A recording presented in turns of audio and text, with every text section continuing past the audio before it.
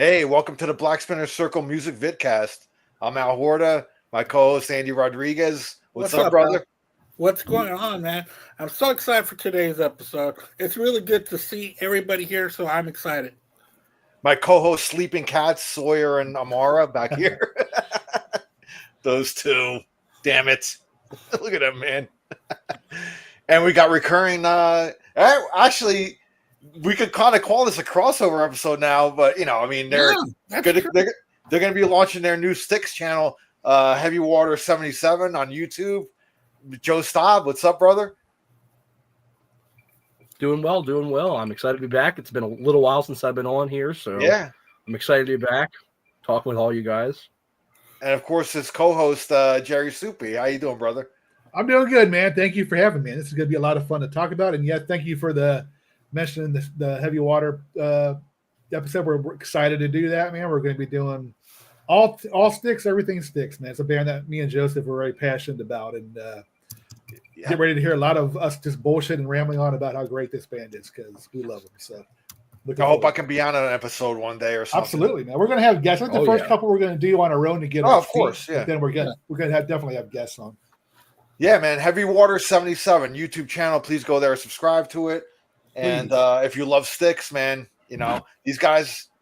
If you're gonna talk about Styx, these two are very knowledgeable. I'll definitely learn a bunch of shit about Styx. So, because I'm more of a casual fan. I'm not a hardcore, but I used to kind of like back in the day. I wasn't really that into that, man. But now, going back and listening to realer older stuff, kind of deep diving, and they had a lot of fucking great songs, man. Yeah. A lot of deep cuts, and the Wooden Nickel albums are great. Great stuff. Man. Then they had some heavy tunes, man. They were fucking look at that, man. I'm actually going to see Styx this Saturday here in Tampa. Awesome. So I think it's the second night of their tour, I believe. So so you'll get to see the whole Grand Illusion live. Yeah, which is of course a great album. One of their classics, and I'm going with my buddy Manny Mejias. So me and Manny will be hitting it up. I'm sure you'll see video footage of it afterwards. So, but yeah, it's gonna be cool, man. It's actually shit. I haven't even lived here 2 years yet, and it's already my third time seeing them down here. Yeah, they seem to play Florida a lot. So they play here all the time, but this time they didn't sell any tickets, so they had to cancel the date here. Actually, oh, really? Yeah, they're doing some other thing in Florida too, like some festival with Cheap Trick and Collective Soul, but that's I think in October, I believe. Is it in Panama Beach or something like that? Ain't it? Yeah, it's Panama City or something like that. Yeah, it's somewhere down South Florida. So, but yeah, Cheap Trick's on that, I believe, and probably too far for me to go, but anyway, so yeah, that's our today's show we're going to be celebrating albums that turned 40 this year. 1985, our top 10 plus 5 honorables from our 1985. Can't believe it's 40 years already, man. It's ridiculous. Yeah, me either. It feels like it was just yesterday. You were a twinkle in your dad's eye. Yes, I was. What year were you born, Joe? 1999. Yeah. God. I was taking visits. I was taking little peeks through the Sears catalog back in those days, man. The lingerie section. And here's to it. Hell yeah, man. Back when you found Playboy magazines in the forest somewhere. Yes. In the woods. I don't know where they came from, Mom. Honestly, they just. And Andy, we were talking off air. Andy said earlier, man, MTV was in full swing by this time. Yeah. I mean, they were MTV was raging, So, I being completely honest, man, I didn't even have MTV yet at this time. I didn't get MTV until late. I think I got MTV in '87. I finally broke my parents down to get cable because we didn't even have cable for the longest time. And I think it was 1987. They finally broke down after years of me begging them, I want cable.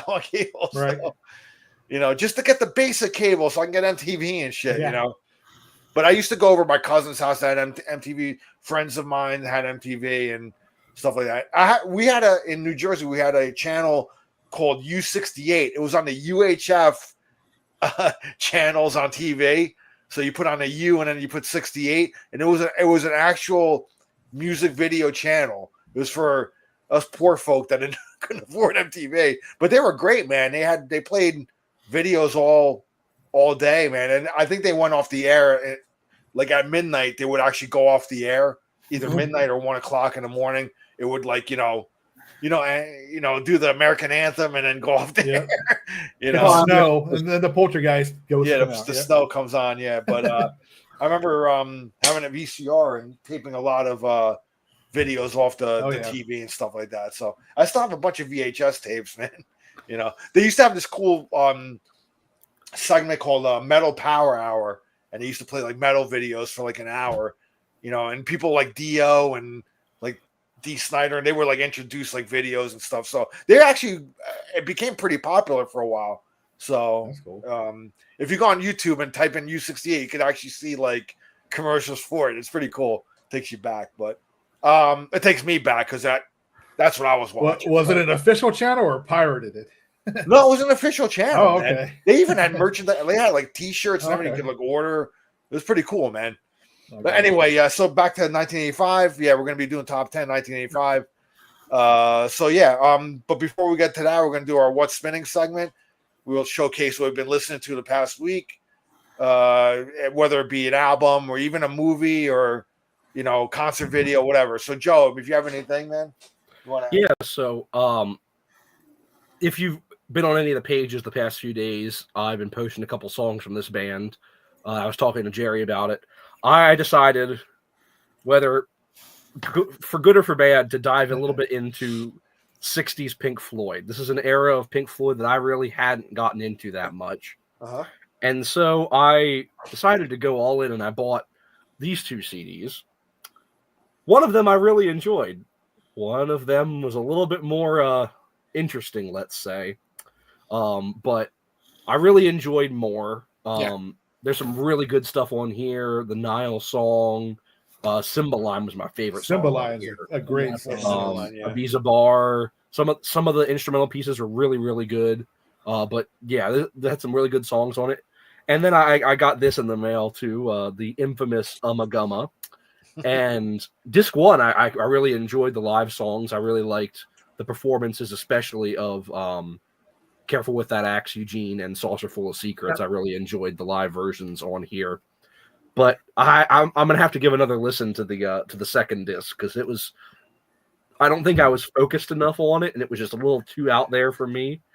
But it depends on the quality. It depends on the quality of weed you have, right? When you listen. That is also true. I guess I didn't smoke beforehand. That was my issue. It makes a difference on that album. It really does. Yeah, but I was gonna say, what were you saying, Andy? Oh yeah, I was gonna say that side's very overindulgent, because each of them got their own time. So, Yeah. It all depends on. Yeah, and I also listened. I also listened back to. Yeah, disc one's awesome. I mean, the live versions are really good, but disc two, I was a little excessive. But I also did listen back to the first two albums. I'm still not a Sid Barrett guy. Piper at the Gates of Dawn was not for me. But I did enjoy Saucer Full of Secrets. So I overall, I think it was a productive trip into 60s Pink Floyd. Yeah. Those first two albums are not what I want to hear when I want to hear Pink Floyd at all. They're growers, man. I didn't like him at first either, man, but I learned to really appreciate him. I mean, I thought Sid Barrett was a genius. Oh yeah, you're a big Barrett fan. Oh yeah, I love his two solo albums too, the Madcap Laughs and Barrett. I think they're great albums, man. They really. I mean, there's really a bunch of nonsense in there, but at the same time, it's nonsense and brilliance, in my opinion. It borders in between. But like I said, Sid Barrett's stuff grew on me. I mean, and then learning a lot about the guy himself and all that, it kind of makes you get into him a little bit more. So that's probably, learning more about him made me get into that era of Pink Floyd a little more. Cool, man. Yeah, how about you, Jer? Oh, okay. Like Let's see. Got the new John Cafferty and the Beaver Brown Band album, The Sound of Waves. It's pretty good, actually, considering they haven't released an album since, I think, Eddie Part 2, I think, if I remember right. Maybe they did. Right. I'm not too sure. Eddie lives. But yeah, I mean, people call him like the light Bruce Springsteen or whatever. I think they came out around the same time, if I remember right. But people think he's like Bruce. He does sound a lot like Bruce Springsteen. But well, that one song, the dark side, on the dark side. Yeah, I think they wanted Bruce Springsteen on that. The story I think is they wanted Bruce Springsteen on that soundtrack, and he declined. So I think they asked John Cafferty, and they want to like, and I guess he wrote the song kind of in a Bruce Springsteen kind of like, because when I was younger, I thought that was Bruce. Actually, I thought it was a Bruce song. It sounded just like a Bruce Springsteen song, So yes. There's a lot of 80s Springsteen on this. You can definitely hear. But it's good stuff, man. It's good old-fashioned rock and roll. The new Arch Enemy Blood Dynasty album, I've been really digging it, man. It's pretty cool and heavy, man. I've always dug this band. I thought they were pretty cool. They never disappointed, in my opinion.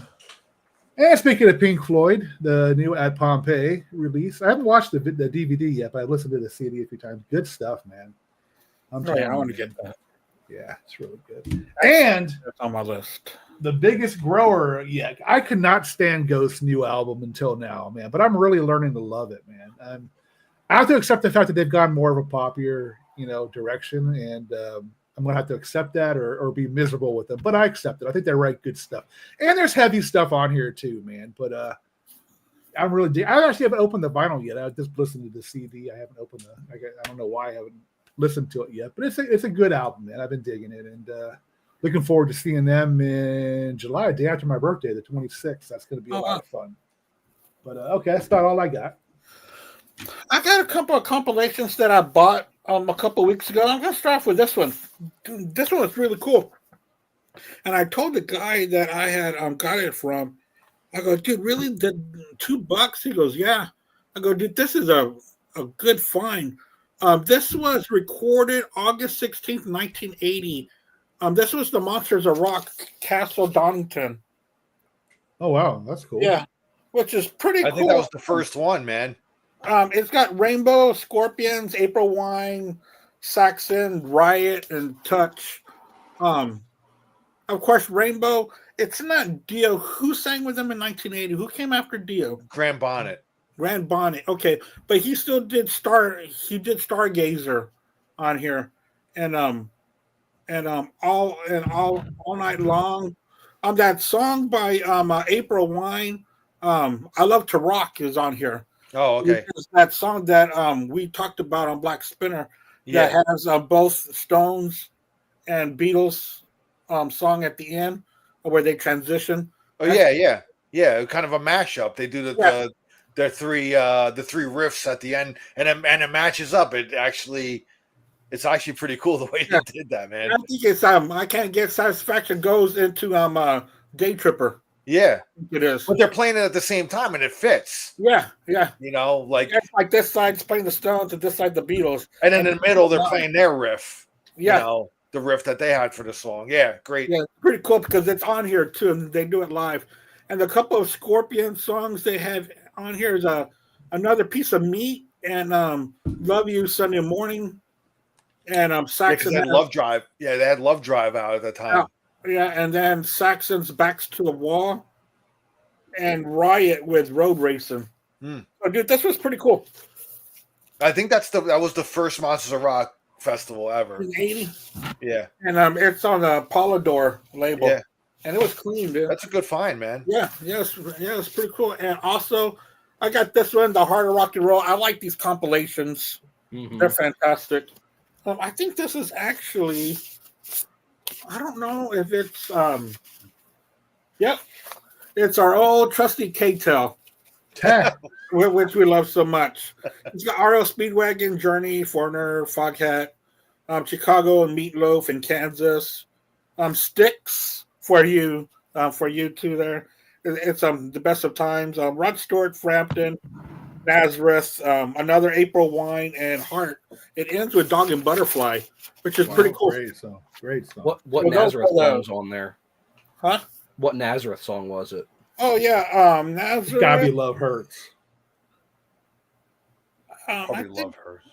Love Hurts. That's gotta be. That's in every ballad. Yeah, that's on every compilation. I was hoping maybe they'd be a little original for once, but you know. And Kansas has Dust in the Wind. I think that's a Deep Trek, isn't it?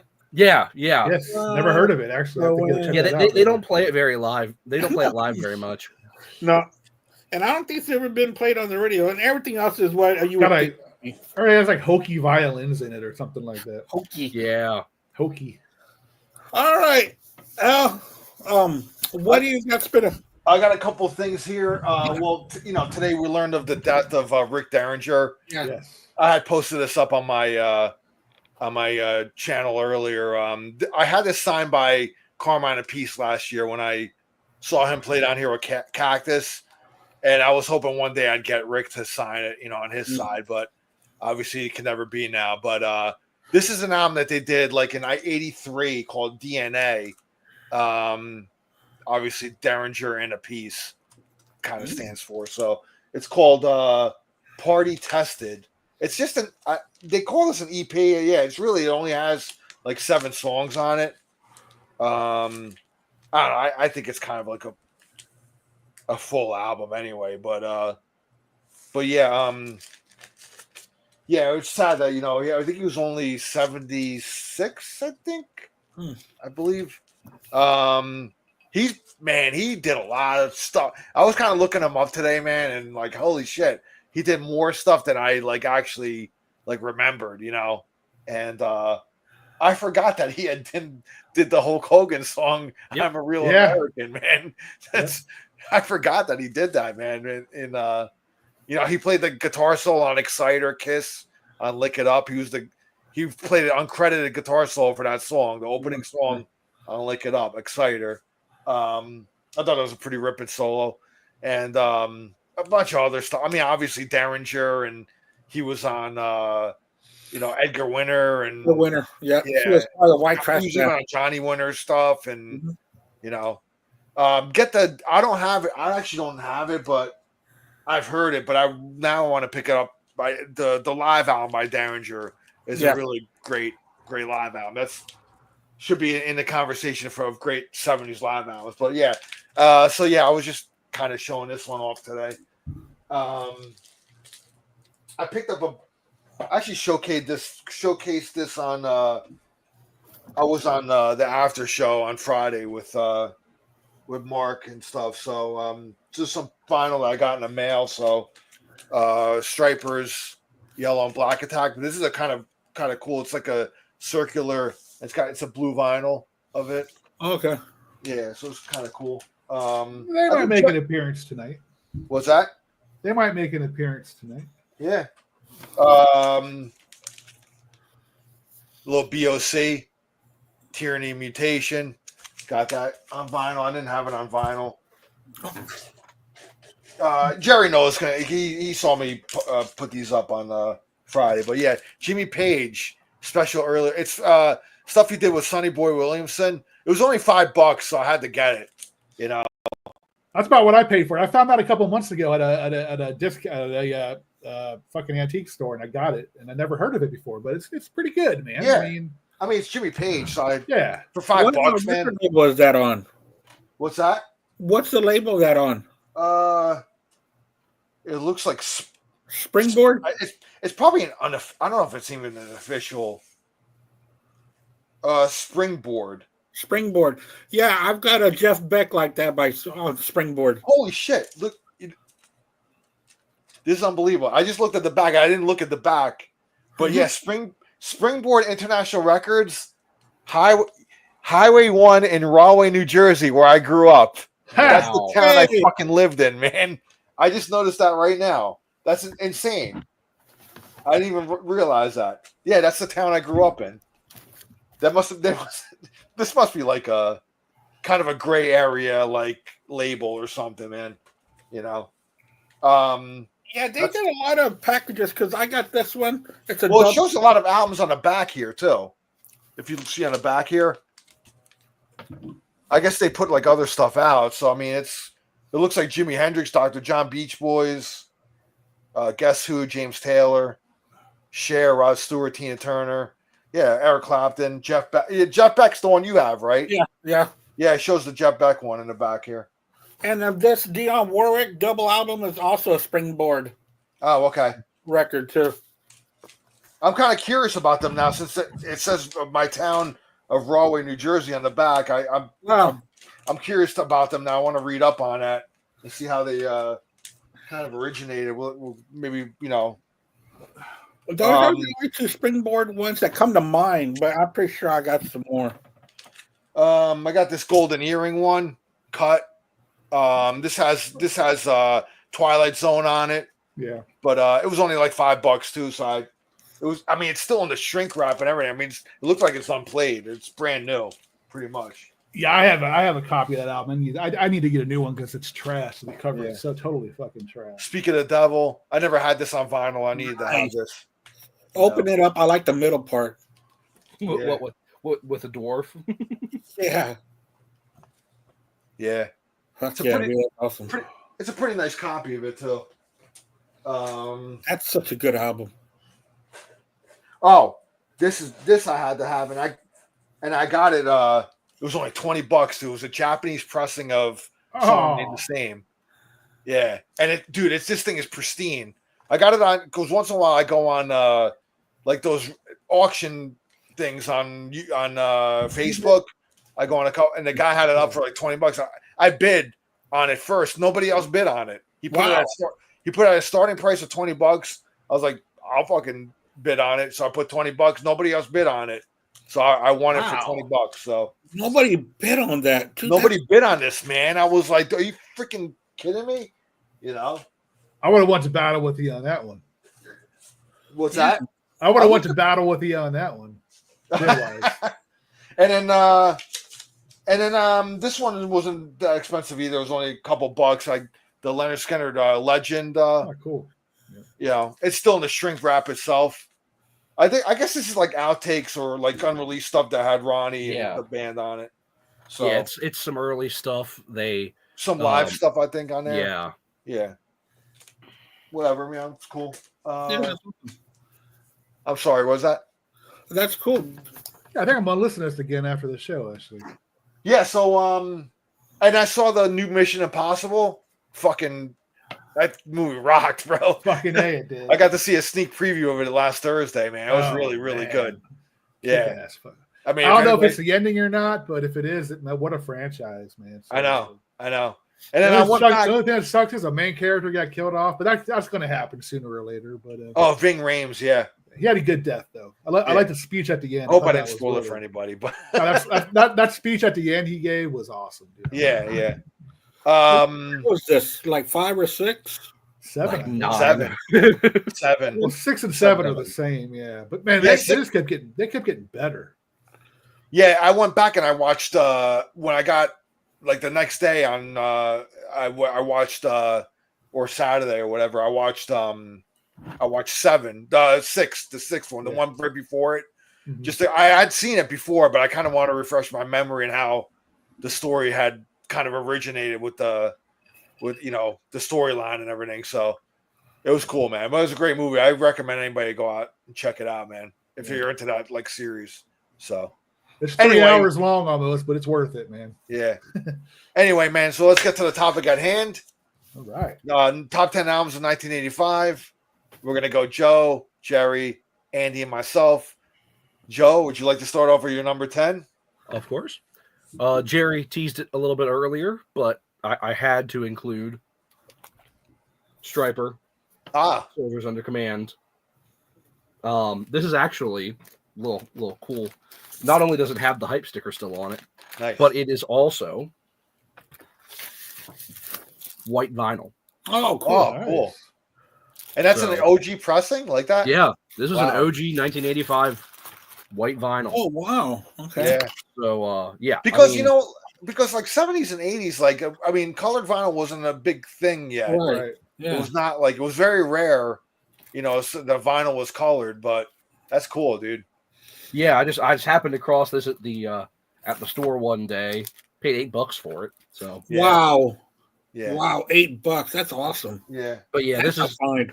this is one that they still play a ton of stuff off live. I've seen them do Soldiers Under Command, Makes You Want to Sing, Rock That Makes Me Roll, Reach Out, Surrender, and then they always open their show with they play the Battle Hymn of the Republic on tape before the show. So they represent this one quite a bit live. And this is a great album. This is their first full-length album.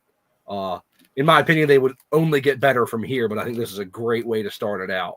So that's my number 10 is Stryper, Soldiers Under Command. The Yellow and Black Attack was their first, right? It was an EP. It was an Yeah, EP. the EP. Yeah. Yeah. Hey, Al, are we gonna do 3 or do you just want? We'll do 3. The 3 Okay. and so 10, 10 so 9, then and 8. my number 9, a band that I infamously am not a huge fan of. This is the only album from this singer that I like. Anthrax, Spreading the Disease. Awesome album. I truly do love this album. I mean, AIR, Lone Justice. I can take or leave Madhouse. Aftershock, Armed and Dangerous. Medusa is my favorite song on here. Medusa rules. Great song. One of my favorite Anthrax albums. Definitely do enjoy this album as much as I dislike some of their other stuff. But I do love this album quite a bit. And then my number 8 is a band that I've been getting into a lot more recently. And that is Fate's Warning with The Spectre Within. Really great early album from them. This is their second album. I'm not a huge fan of their first album, but I think this is really where they kind of kick it into high gear. Traveler in Time, Orphan Gypsy, The Apparition, Epitaph is an amazing track to close it out. Kyrie Liaison, Pirates of the Underground, just really great progressive hard rock from the 80s with their original singer. Of course, they'd become a little bigger when they replaced their singer. They had some good albums in the 80s and 90s that got a little bit more popular, but this is with their first lineup. Really, really great album. Fate's Warning, Spectre Within is my number 8. You know what I like about that Spreading the Disease? That's what they were different from everybody else. Slowly and gradually, they started to sound like all the other thrash bands. But dude, Spreading the Disease, it was so unique. So unique. It still is. Oh, yeah. One of their most unique albums. That's my favorite by them, actually. Yeah, me too. No, wait, I do like Among the Living more. No, I'm more of a Spreading the Disease guy. Among the Living is where they lose me. Oh, do they? All right, Jerry, 10-9-8. All right, my number 10 is, I'm a huge John Cougar fan. I always loved this. His stuff was always, topical about, a lot of shit that was happening in the country. I thought his Scarecrow album was fucking genius, man. I thought that album was just a total banger from start to finish, man. Not a bad song on it. I mean, you hear those songs everywhere. Lonely All Night, Blood on the Scarecrow, Rain on the Scarecrow, excuse me. And Small Town, of course, which is like, an anthem to, small town living, man. It's just, I always thought he really knew what was going on as far as, The Heartland, yeah. the Heartland, there you go. Yeah. ROCK in the USA is a great track. ROCK in the USA is off it too. Yes, absolutely brilliant album, I think. And It's a Lonely All Night is one of my favorites by him. Yeah. I love that song. Cool tune to play on guitar too, man. It's his stuff is easy, but it's fun to play, man. Yeah. Then my second one is, let me see here. What do I got here? What the hell? Sorry. Oh, the first 4 albums from these guys were fucking awesome. You got their debut, and then you got Walls of Jericho, which is what I'm picking, man. By Halloween, man. What a great fucking album that is. Then followed by the Two Keeper, the 7 Keys, man. Just brilliant European metal, dude. I always loved that, man. And looking forward to. I don't know if they're even still a band anymore. Are they? Mm-hmm. You guys know? Yeah. They? Yeah, I think they have a new album coming out this year. Really? Mm-hmm. Like I said, man, when it comes to like Overkill and Halloween stuff like that, I've not paid attention to them over the years, and I should, because I was talking to Mike Tyler about Overkill. You know, he sent me some of their new albums, man. They're fucking awesome, dude. I'm like, why am I not hearing these? Man? Yeah, they just Halloween just put out a live album last year because they have all the vocalists back in the band right now. Because Kai Hansen's back in the band, Michael Kiskey's back in the band, and then they have their other singer that was with them throughout the '90s and stuff. Right. But they're live right now. They're amazing. I'm really kicking myself in the ass because I passed up a chance to see them in a pretty small club here not too long ago, and the set list is amazing because they do a whole block from Walls of Jericho where Kai Hansen sings it. And then they, of course, do all the stuff from Keeper Part 1 and 2. They do stuff. They pretty fairly represent their whole discography. The last album, the first album that they did with all the singers back in the band wasn't very good. So I'm hoping that this new one that they're going to come out with is a lot better. Right. Yeah, I just always thought they had this really cool, like I said, European metal sound to them. Man. I always dug them. All right, my number 8 is kind of cheating because it's a live album. Sorry. It's one of my favorite live albums. Live After Death, Iron Maiden, man. I mean, one of my favorite. That album gets shit on a lot with a lot of the people in our podcast community, but I love it, dude. It is one of the first live albums that I really dug. Oh yeah, me too. Besides the song remains the same, man. I thought, it was not a bad song from start to finish, man. I think it's excellent. It's an excellent badass album cover, man. Oh yeah, badass show, man. It just proved what a great live band they were back then, man. And they did not get cheap on the packaging for that vinyl either. They gave you that big old booklet with all the tour dates that went almost 2 or 3 years. It was awesome, man. It's great. Yeah. I wish they would repeat that set. I have to admit that I saw the new set list, man. And I'm pretty impressed, man. I might have to go. You didn't like it, Joe? It was pretty generic to what they've done on all their little nostalgia tours they've done over the last 20 years.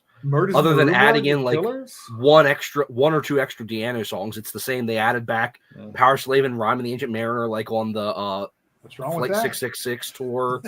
It's the same stuff. I wish this was their opportunity, especially with a new drummer coming in that could do some more complex parts, to add in some of these songs that they couldn't have done the past couple of years.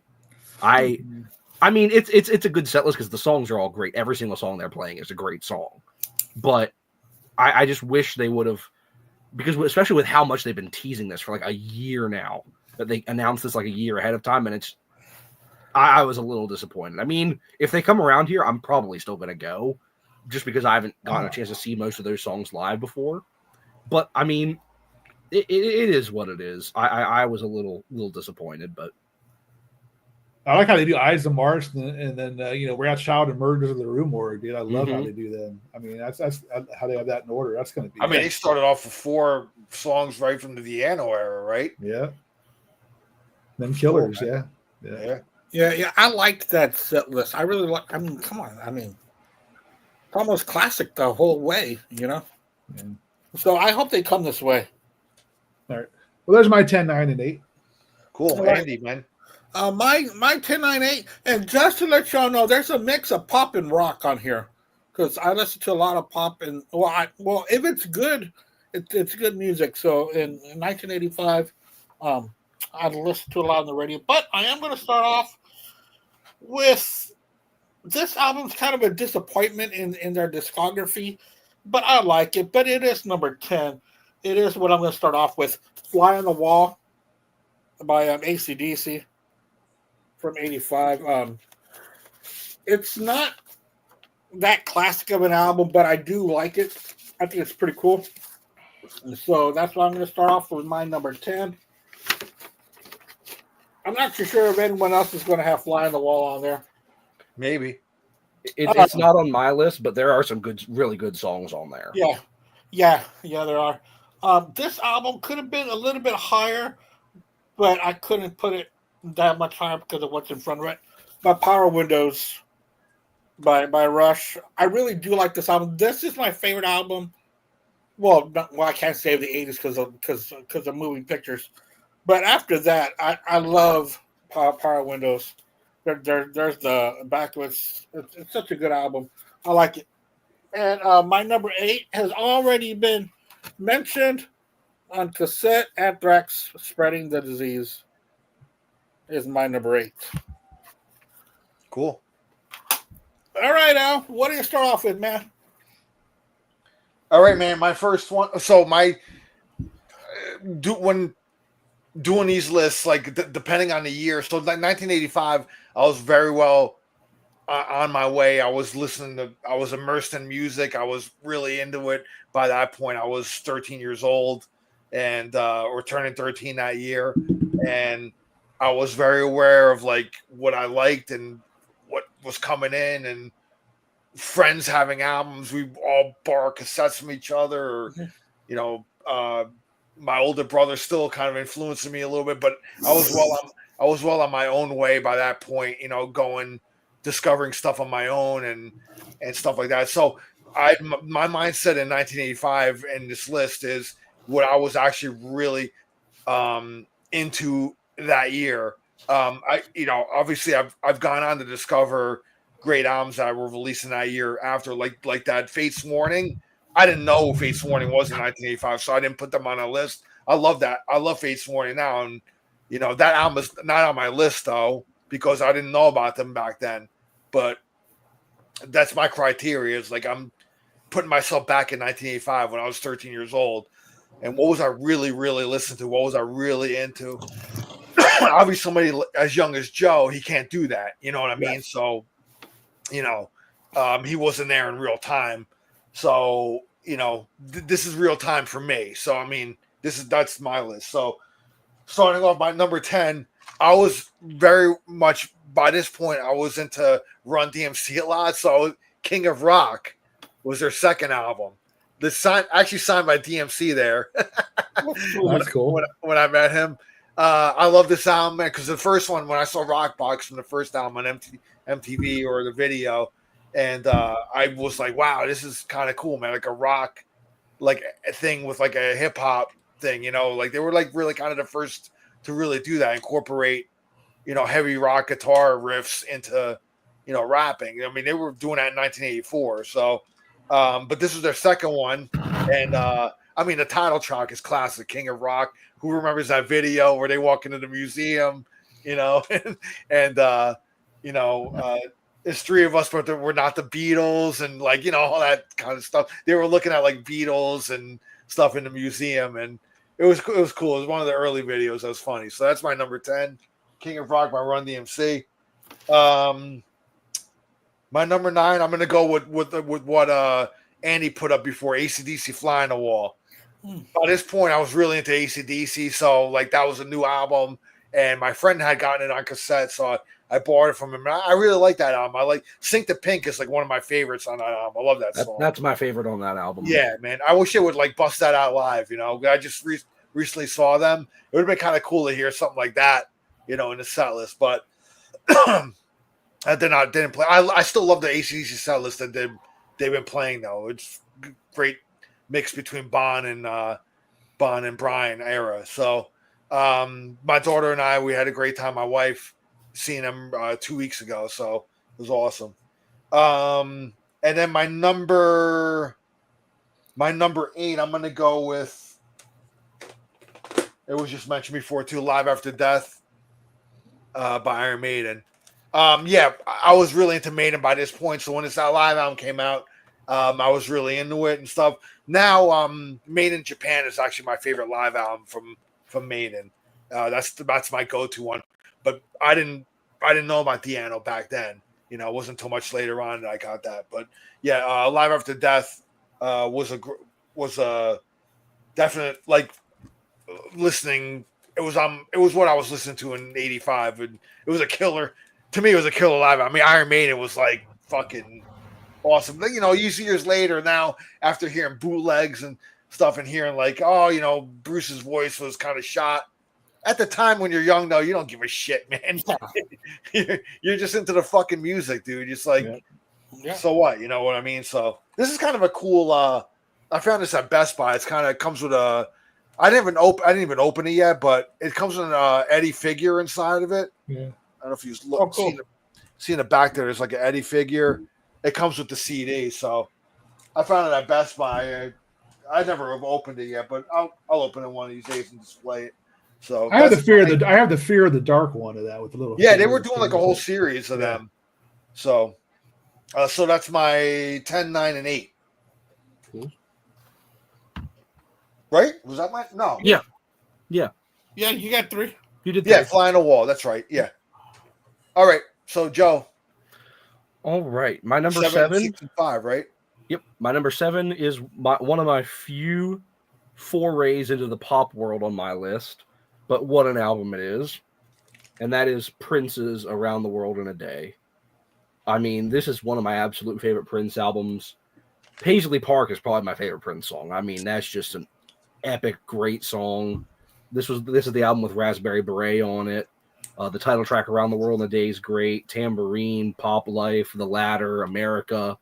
Just some really, really classic Prince stuff on here. Of course, this was the album right after Purple Rain, and it was a bit of a commercial disappointment.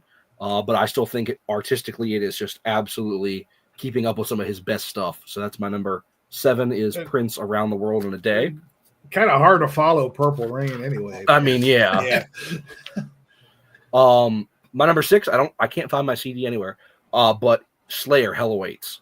Just one of my favorite Slayer albums, that classic early Slayer period. Just so many amazing, amazing songs on there. I'm excited. I'm seeing them again in a couple months. Their only headlining show in this country this year. In PA, right? Yeah. Hershey? Yep, it's at Hershey. Yep. Cool. So I'll be seeing them in a couple months. Hopefully they pull out a couple stuff from Hell Awaits. I think last time I saw them on the farewell tour, they only did the song Hell Awaits. So really looking forward to seeing maybe some other stuff from this album, but absolutely great album. And then my number 5 had to include this one. A little bit of Savatage, Power of the Night. I mean, I love that album cover. Just one of my favorite album covers from them with the fist. Song Power of the Night, Unusual, Warriors, Fountain of Youth, Stuck on You, In the Dream. Just some really classic stuff on here. And for this being their second full-length album, there's some really great stuff on here. Unfortunately, they would take a bit of a regression in their next album because of label pressure, and then they would jump eons ahead of it in the Hall of the Mountain King a couple of years after this. But just fantastic Savatage album here, Power of the Night. That's my 7, 6, and 5. Savatage and Man of War rule. They do. I don't care what anybody says. All right, Jerry, man. All right, some of my albums are when I was at that age, but some of them I thought were just too good to leave off. And my number 7 I'm on right now. I mean, Exodus's debut, Bonded by Blood, dude. Holy shit, what a great album that was, man. Fuck yeah, dude. That's still one of the best thrash albums ever, in my opinion. I mean, it's especially for a debut from a thrash metal band. It's still one of my favorites, man. I mean, fuck, man, Piranha, man, what a great song that was. Bonded by and then Blood. There were None, Bonded by Blood, No Love. It's just loaded with great fucking. That's the songs, best. For me, that's the best. Best album. Yeah, absolutely. It's the only album. I like of that period. Yeah, I like some of the Sousa albums after that, but I mean that's Bailoff, man. I mean that was just so raw and fucking. Paul Bailoff, yeah, it was amazing. Yep. Yeah. My second one is Invasion of Your Privacy by Rat, man. What a great album, dude. I mean, seriously, man. That band rules. I'm so jealous, man. Joe got to see Piercy and Warren play together, man. I know they've released more tour dates, but nothing around here as far as I know. Fuck, I gotta get out of the sticks, man. Fuck. I'm missing all kinds of good shows, man. But I live in fucking Cookeville, Tennessee. Nobody comes here.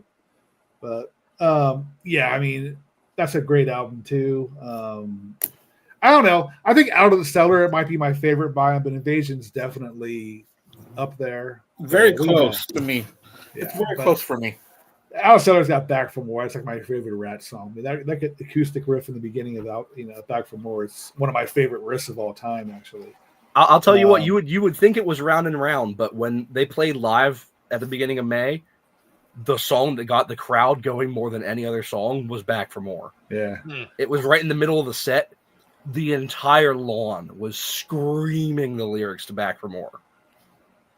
Cool. And then my number 7. Oh, sorry, man. Go ahead. No, I was just going to ask Joe, how did they sound? They sounded great. Piercy's Piercy, right? Yeah. I thought he sounded better last year, but he was in good spirits, which I know is kind of hit or miss for him. He was energetic. He was there. Warren sounded good. I think he had a string busted at the worst possible time. You want to know when Warren's string busted? At the beginning of Lay It Down. Oh, so he fucked up the riff. So you got one of the greatest riffs of all time, and he goes into it, and literally the first strum, I think, his string busted. And so the entire opening part of that song, he was playing with a busted guitar. By the time the verse comes around, he got a chance to go off stage, flip his guitar around. But yeah, like one of the most iconic openings to any song in history, and he wasn't able to play it right. But no, I thought they were really good. Their set list was really varied. They pulled out a couple deep. They played "Never Used Love" off of "Invasion of Privacy," which is that's great, amazing. They did honestly. The other song that really got people into it was "Giving Yourself Away." People really got into that. Wow, one. wow. So, I mean, that's played from Detonator, right? Yeah. They did, and the other one that I really loved hearing, they did "Over the Edge" from the '99 album. Which is something I did not expect to hear them play anything off the '99 album. Yeah, wow. But they played literally from the EP. They did "Walking the Dog" all the way through. They didn't do anything off "Infestation," but they actually had a really varied set list, which was awesome. Cool. All right, and then I'm sorry, Andy. Go ahead. I was just gonna say for your last one. Oh, okay. Dawkins Under Lock and Key, man. I mean, it's my favorite Dawkins album, man. It fucking rules. It just starts out Unchain the Night, The Hunter, In My Dreams, man. Just 3 total fucking masterpieces of 80s. I hate to use the word glam metal, but metal. They weren't really a glam metal band. Fucking people. Well, maybe. Well, I don't know if they were or not. They're just lumped in there with that time period, I guess. But man, what a great George Lynch, man. I'm telling you, one of the best. He's always been one of my favorite guitarists, man. I kind of wish that their relationship was a lot better, him and Don's, because I think they could have made a lot more better stuff. Yeah. I mean, continue to make great stuff. It's a shame, man, because, I've seen him on Monsters of Rock. It was a fucking train wreck, dude. I'm telling you, man. It really was. But, what else was I going to say? I mean, they did, when they were together in their little time that they were together, they made some great music, in my opinion. Under Lock and Key, I think, is definitely their magnum opus. So that's my number 6. Wait, 10, 9, 8, 7. Yeah, okay. I think they were a pretty solid hard rock band. They never could do that headlining tour, though, man. The big headlining tour. They never could be that arena. They never got to that level, man. Nah, but they could have made it, man. I thought they were going to. I think they were on the cusp of it, man. When Back for the Attack came out, I thought they were definitely going to be arena ready for that one, dude. But they never. That's basically when they started, fucking falling apart. Yeah, that's when they started to break apart. Because instead of doing an arena tour, they took the Monsters of Rock dates. Yeah, and that was what killed the band. I mean, it was just a fucking train wreck. You could just tell this George and Don just hated each other, man. I mean, George flinging his guitar in the mixed drum set at the end, man, was just. I mean, it was just par for the course for that band. I think it's good to see. I think they get along a little bit better these days. Yeah. I mean, but in the studio, man, they ruled it, man. They made good music, so that'll always be a cool thing about Dawkins. All right, those are my 3. All right, Andy. Yeah, my 765. Is that right? Yes. Yep. Debut album, Play Deep by The Outfield. Love it. It's a great album. I absolutely love it. I don't think Joseph likes Your Love. I love that song. I do not. But other tracks on here, Say It Isn't So, I Don't Need Her, Every Time You Cry, 61 Seconds, Mystery Man, All the Love in the World is a really good song. I like that. Yeah, man, this really has a lot of good songs on it. So Play Deep. They were a good band, man. I mean, they were an awesome trio, man. Three-piece, yeah. It's a shame Tony Lewis, the singer, died a couple of years ago. That was kind of a shocker. The guitar player is dead too. Yeah, John Spinks. Yeah, he was. I thought he was a really good, tasteful guitar player, man. Yeah, a really good pop rock, solid solos, man. Yeah, he died of pancreatic cancer, I believe, if I remember right. Yeah. My next one, I really love this band, and I still do. In fact, she was just on the AMAs last night performing. I'm talking about Gloria Estefan with Primitive Love, the Miami Sound Machine. Love this band. I really did enjoy the Cuban influence to pop rock on here. This was her breakthrough album, Body to Body, Words Get in the Way, Bad Boy, Conga. A lot of really good stuff. I like them. I got a lot of their albums actually. I liked her solo stuff a little better. That Into the Light album I thought was a really good album. Yeah, I got that on cassette. Yeah. But I really liked the Cuban flavor of the Miami Sound Machine with the keyboards and the drums and all that. And Jerry just talked about it, Underlock and Key by Dawkins. He just went over the songs. But side 2, it starts off with It's Not Love, Till the Living End, Will the Sun Rise. Really good hard rock music. It was really good. It's Not Love, one of the coolest rock videos ever made, man. I'm telling you, driving around in that truck, that flatbed truck, jamming. I thought that was so cool back in the day, man. Yeah, I always preferred In My Dreams video. Oh, really? Yeah, I like that video. Well, that's what got me into the band so it always holds a special place. All right, so those are my 3. Al. My number 7.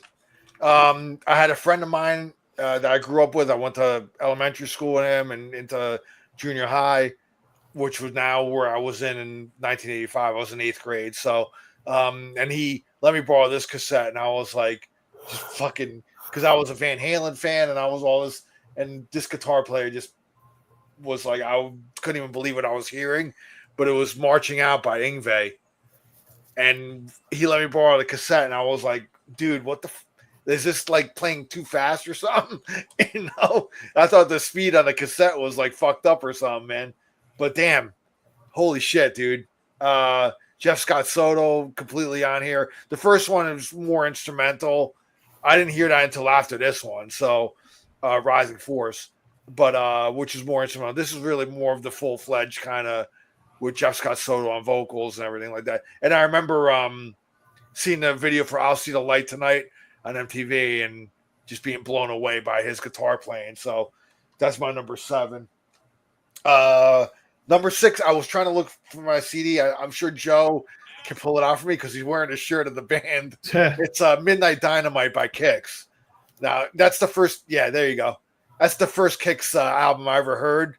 And it was new. And I remember, I think I saw the Midnight Dynamite video as well on MTV, or it might have been on a U68 video channel. They even showed that. So, and I was like, wow, man, who is this band? I didn't know that they had albums even before that, but I went out and it was one of the very early CDs that I bought was Midnight Dynamite. So, and I still have the original CD. I know I took it out the other day and I was listening to it. I don't know if it's in my car or whatever, but I was looking for it. And I couldn't find it. So, that's I stole your CD copy, Al. I have it here. You came all the way down to Florida. Yep, I have that, and I have the remix. Oh yeah, that's right. I forgot to put a remix. I have a feeling that's gonna be on his list later. I just have that feeling. Perhaps. It's a distinct possibility. And so that was number 6, and my number 5. I'm going with Theater of Pain by Motley Crue. I bought this album, was brand new when it came out. I was fully into Motley Crue at the time. Was it a letdown to me after Shout of the Devil? Maybe a little bit, but I was 13 years old. I was so fucking fully immersed into like hard rock and metal by that point. I was just, Home Sweet Home was like such a huge hit. Yeah. And they were all over the fucking radio and MTV and everything. So, looking back now, I do like Shout obviously better, but I do like this album though. This gets disdained, but I like a lot of this album. I love the first 3 Motley Crue albums, a lot. So Theater of Pain is my number 5. Favorite album, and I was really into it, man, when I was 13 years old. So again, I have the mindset of when I was 1985, what I was really into and what I was listening to. So, Anyway, number 4, Joe. All right.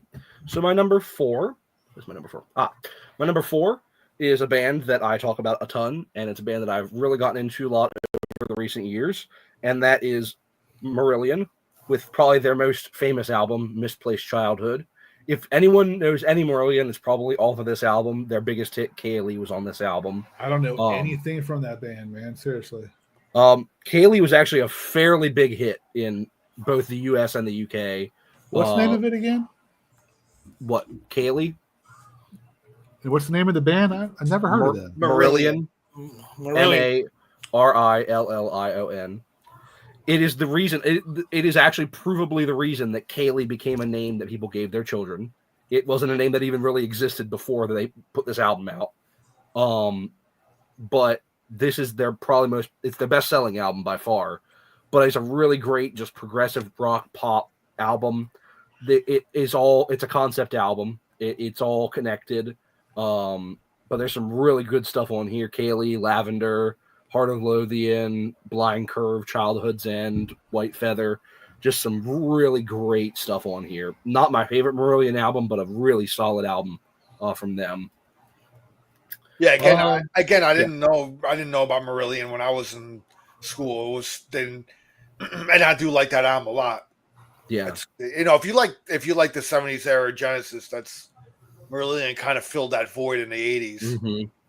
Very influenced by the Gabriel era. Yeah, and then they would kind of branch out after Fish left. They'd branch out, do their own thing.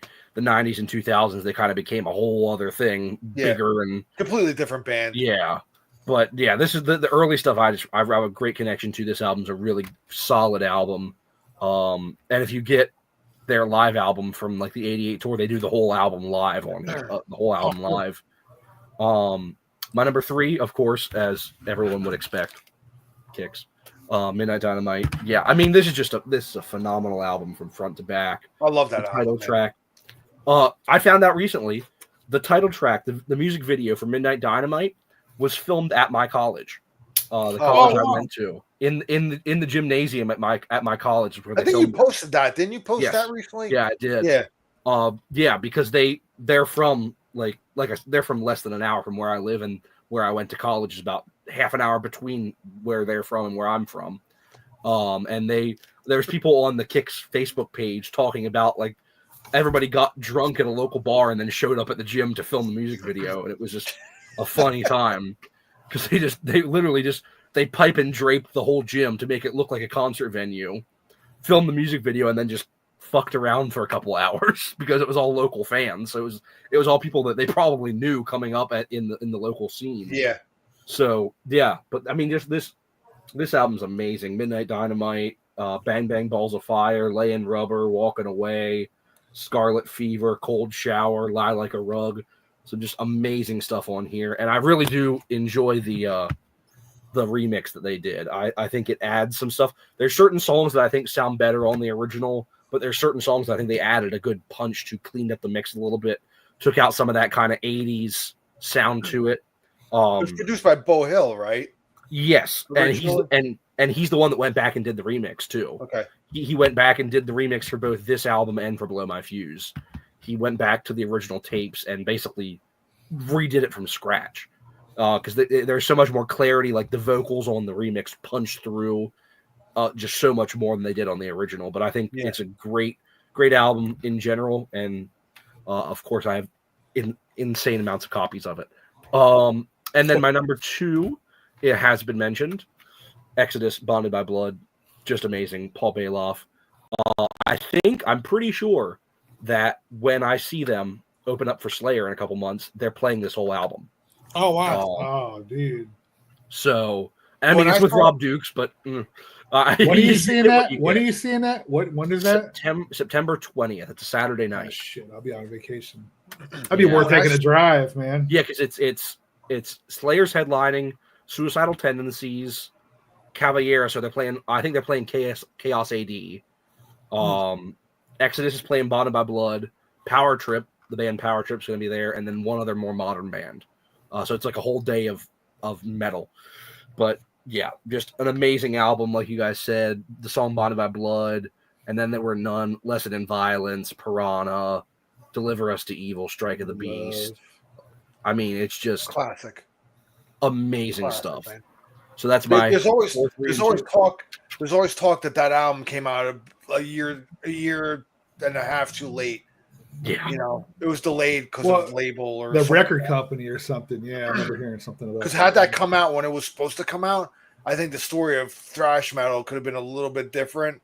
I think their trajectory might have been a little different. Oh wow, okay. You know, yeah, because they were pioneers in that Bay. I mean, Kirk Hammett came out of that band. Mhm. You know, they were pioneers in that Bay Area thrash metal scene. You know, but they were like a little late to the game getting their album released. You know, Yeah. Whereas Kill 'Em All and Show No Mercy already, and even Megadeth's first one already came out. I think by the time that album came out, so yeah, and Anthrax's debut was already out as well. They may have been one of the big four, before maybe one of the other bands. You know what I mean? Probably Anthrax or even Megadeth. They probably could have taken that place had that album come out, when it was supposed to. So But it was delayed, so it should have came out like maybe late '83. I think they had it recorded already by like the '84. You know what I mean? So Oh wow, even late '83, I think they might have been, recorded already. Sometimes time and Timing. timing is everything when you release music. It's funny that Joe. It's funny that Joe's saying that they're performing that whole album live. When I saw them, God, it's over 20 years ago already. In 2004, when they toured with Megadeth, when Megadeth came back after a layoff, when Mustaine had hurt his arm or couldn't play for a while, and they came back with The System Has Failed, they were torn. They took Exodus out with them, and Exodus was doing that whole album at that time. Oh wow! But this was right after they had recorded it. Was it before Tempo of the Dam came out? No, that came out because that was with. Was that with Zetro? Yeah, that was the big reunion. But they recorded that album, but then he pulled out of the tour. Zetro didn't tour, so they got like some guy from Skin Lab, some guy from a band called Skin Lab, to do the vocals. So they had to grab some guy that they knew, I guess, to go do the tour. Mm-hmm. Yeah, so I remember Temple of the Damned was the new album at that time. Yeah, because Zetro was on that album. Yeah, but they were doing the whole Bonded by Blood album when I saw it. Nice. Which was really cool. It was cool to hear. I mean, Bailoff hadn't passed yet, I think, at that time. I wish I could have heard Bailoff too. With 2004, I thought he passed in 01, I thought. Okay, then he did already. Okay. All right. Anyway, it was still cool to hear it live, so anyway, that's what you got, right, Yep. Joe? All right, Jerry, man. I'm gonna go with Night Ranger's third album, Seven Wishes, man. Those first three Night Ranger albums, man, were fucking huge, dude. I mean, this album had some great. I didn't care much for Sentimental Street, the first single on that, but I really loved Goodbye. There you go. 4 in the Morning, Faces. I mean, it's just loaded with good fucking Night Ranger tunes, man. The acoustic riff on Goodbye, man. That's why I love Jeff Watson. It's always been my favorite member of the band, even though he's not with him anymore. I thought his acoustic work, man, was just so. The sound of his guitar and the way he played was just amazing, dude. He gets a little overshadowed by Brad, but yeah, he does, yeah. But I saw, man, they were unbeatable, man. Seeing on that Midnight Madness tour, my second concert ever, Jeff Watson solo, man, is what got me pretty much wanting to be a rock star, dude. He's doing the eight exactly, man. Jimmy Page wanted me to become a fucking rock guitarist, but man, Jeff Watson, man, his showmanship, his playing, man, was spot on. I thought they were a very underrated duo, man. Him and Gillis, man. Absolutely, yeah. And I think they kind of gave him the hose. Because I think Night Ranger was dormant at a certain time. I can't remember if it was the 90s or early 2000s, where it was two camps. It was Blades and Kelly Keagy, and then it was the two guitarists, Gillis and Watson. Mm-hmm. But somehow, I don't know if this is true. This is just rumors that Gillis kind of stabbed Jeff in the back and went with the other two, and that's how Jeff Watson was out of the band or fired or whatever. I don't know if that's true or not. It's just a rumor I heard. I hope not, because that's kind of fucked up. But I don't know the story behind that, man. I don't know why. like I said, I don't know if that's true, but that's a story I heard. Like I said, I hope it's not true because it's a total dick thing for Brad to do. But you know, money talks, I guess. Anyway, but I don't think done. I don't think he's done hardly, if not anything. I know he did a solo album with somebody. Jeff did. I can't remember what it was, but man, he's been too quiet, man. He's too talented, man. I don't know what's going on. Either he's just content with his lifestyle, or he just doesn't have the passion for it anymore. But man, what a shame, dude. I gotta be honest with you, dude. Like, I was following him on Facebook, and I had to unfollow him. Oh, politics. He just gets too into the whole political shit, man. And I had to. Yeah. I'm like, go record an album. Go fucking do music. He does. Yeah. You know, I'm not saying you can't. I'm not saying you can't voice your opinions, but it doesn't have to be every fucking post, like every like 2 hours or whatever. I agree. Yeah, he goes way overboard. Yeah, he'll respond to you if you text him. That's a cool thing about him. But I mean, everything it was like. I mean, you talk about he's too progressive, way progressive. Man. Yeah, I don't think that's what the country needs. So yeah, and I get Al said it. It doesn't take away from his talent, though. You know, every 2 minutes he's posted something about politics. It does get old, man. So I agree with you on that one. So, so my next album, I'll probably get laughed at for this one, but I dug it. I actually liked it better than the previous album. I loved ZZ Top's Afterburner, dude. I love it too, man. A lot of people shit on that whole. They think when I say it's better than fucking Eliminator, they're like, no way, man. It's too. I mean, they basically had the same sound on that album, you know. I mean, Sleeping Bag, Rough Boy. I mean, it's a great fucking songs, dude. They really were, man. Oh, hell yeah, dude. Yeah, there's good songs on there. Yeah. Yeah. What do you mean by that? Oh, there's good songs, but no. I don't think it's better than to me, it's just kind of a continuation. It's like Eliminator Part 2. Right. That's basically how they presented it. They took that formula and just kind of fucking went with it. But, you know, I think they went a little overboard on the synthesizers, and the drums. Yeah. Yeah, I don't think Frank even played on that album. It's all drum machine most on there. It's kind of like if Eliminator was a double album, and Afterburner was the second part. Yeah, where it starts to lag a little. Yeah, but I mean, I love Stages. I love. Yeah. It's a good album. I do like it, but just. I mean, that was almost going to make my list because I did listen to that cassette a lot when because my brother had Afterburner. He saw them on that tour too, and I wish I went. But he said the stage was like the spaceship, like it turned into like the spaceship car or whatever. He said it was really cool stage show. Yeah, there it is. Yeah. Badass. Yeah, I've never seen them live, man, and I always wanted to see them live. Oh, you never seen them live, man? Nah, man, never had the opportunity to. I may have very well seen Frank Beer's last show.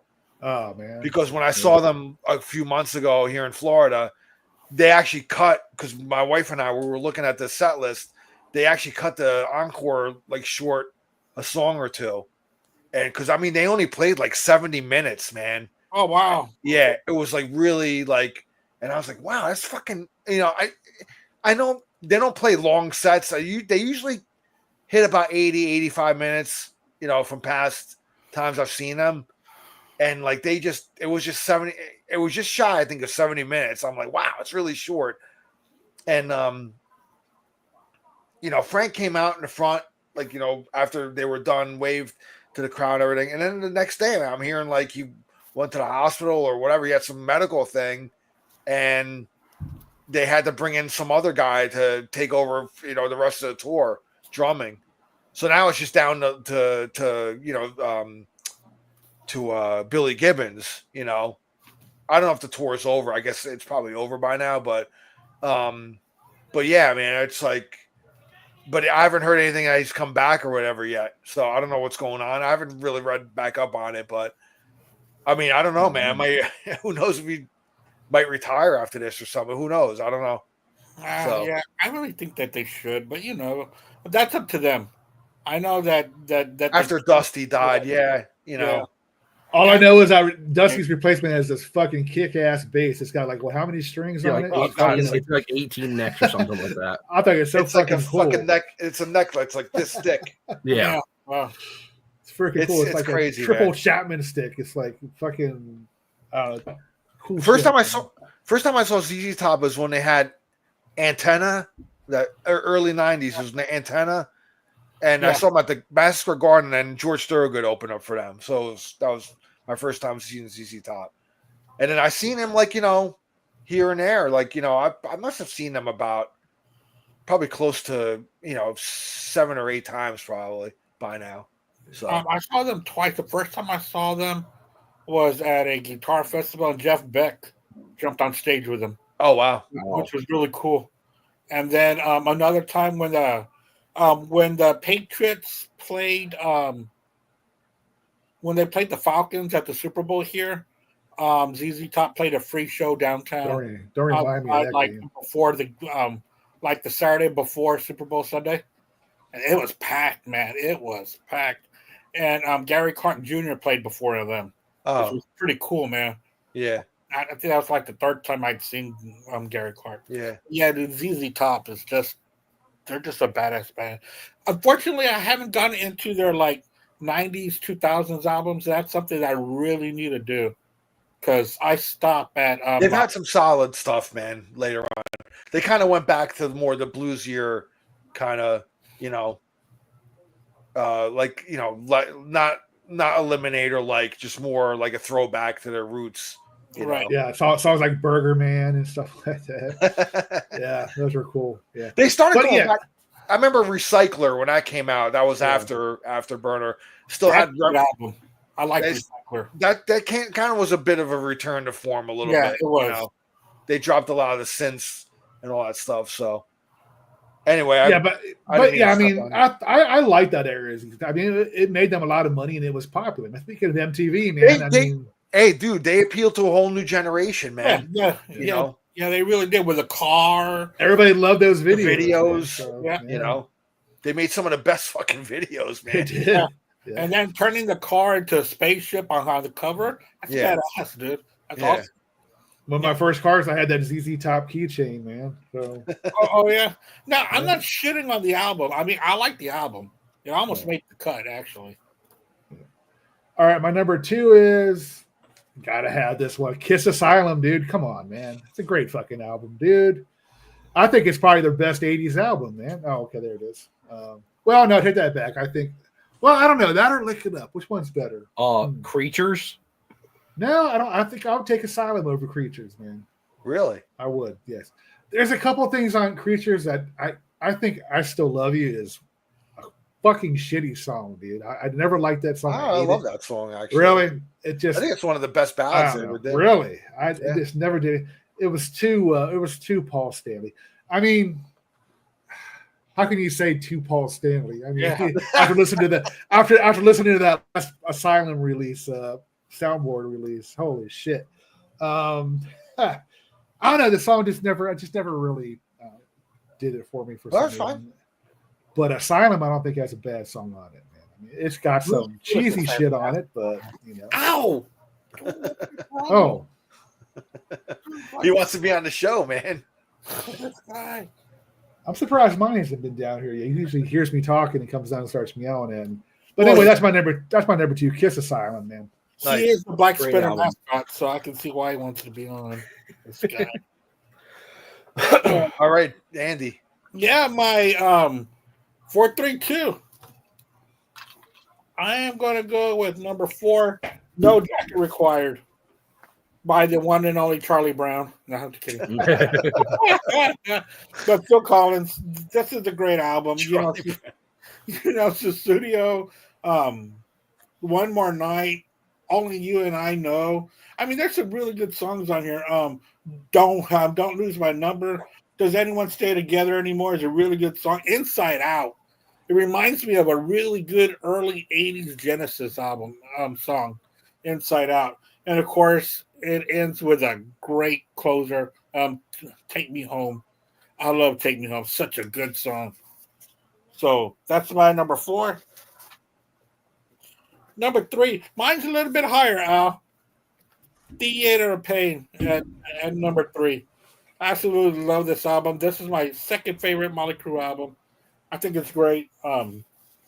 Of course, they get all glammed out in the inside. Dude, for real? Get away. And then number 2. No, that's for Thursday. Number 2. Wouldn't it be great if CCR released an album in the 80s? Well, they did. Centerfield. Fogarty. Oh my God, this is such a good album.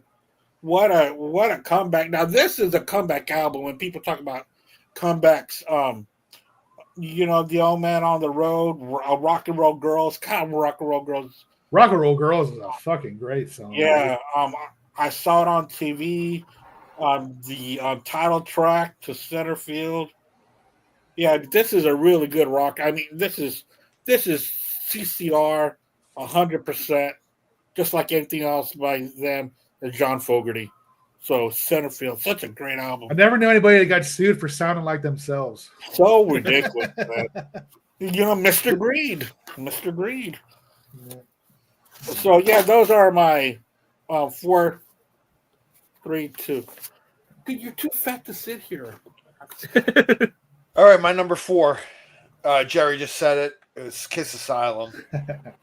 Yeah, dude. I came into Kiss really through the Animalized Asylum. Like, my older brother had the cassettes, and this is the first concert I ever went to.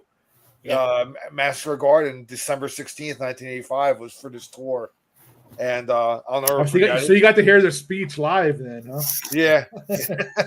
Actually, there's a whole bootleg of that concert video on YouTube. Somebody actually videotaped that show, so it's kind of cool to go back and revisit it, and yeah, man. I mean, I love this album, man. This is,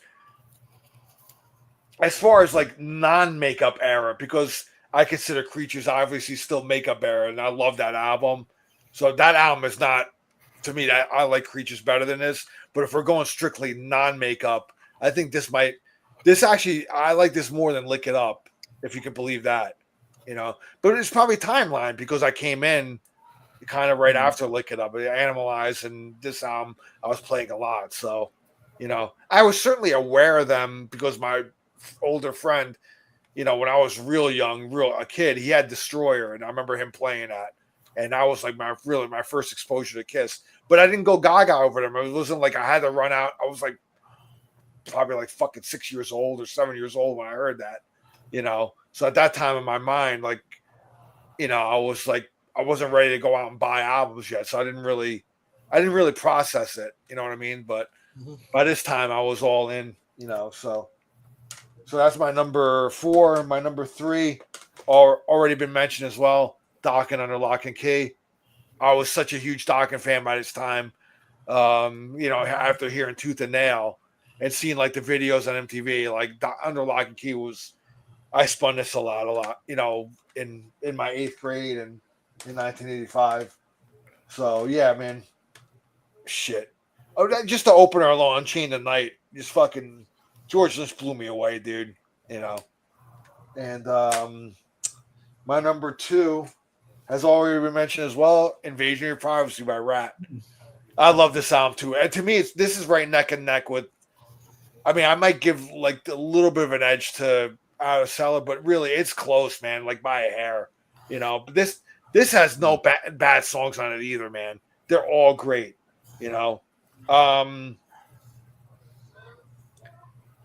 Man, the last song, Dangerous But Worth the Risk. I love that one, man. So much, man. What You Give Is What You Get, Between the Eyes. Just unbelievable, man. Yeah. I mean, Warren DeMartini, the tone of the guitars on here was fucking killer, man. Him and Crosby are another duo that were like fucking awesome, man. And at this time, Crosby was still doing leads too. They were both doing like, dueling leads and everything like that, But Warren was just starting to kind of go ahead a little bit of Robin. Robin was taking a little bit of a back seat to him. But to me, they were like the 80s version of like Aerosmith, man. Brad Whitford, underrated as fuck with his leads, man. Yeah, man. You had Piercy and DeMartini, man. I mean, to me, DeMartini was like a junior Joe Perry, man.